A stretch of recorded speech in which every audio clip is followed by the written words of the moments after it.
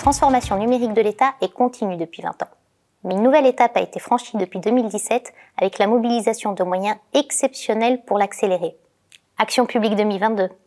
Tech.gouv, premier grand programme dédié à la simplification de l'action publique via le digital.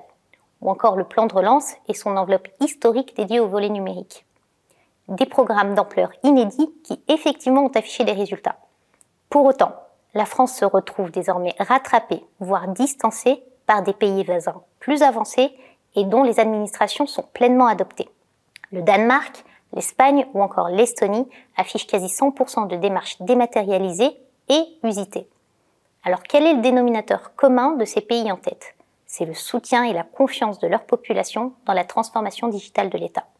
La confiance est le pilier de l'adoption du numérique. Pour garantir cette adoption, les administrations doivent en effet afficher 100% de confiance dans leurs services numériques en termes de performance, de transparence, de sécurité et d'efficacité. Le prochain programme devra donc lever les doutes qui font encore obstacle. La protection de la donnée, frein principal à l'usage d'Internet. La fracture numérique, préoccupation majeure des Français.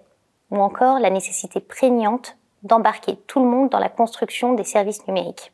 Quels que soient les moyens mis en œuvre, la digitalisation des services publics exige donc de dissiper les craintes et d'accompagner les citoyens dans la maîtrise des outils et des données qui les concernent. 100% de confiance dans les services numériques, c'est la condition d'une transformation réussie.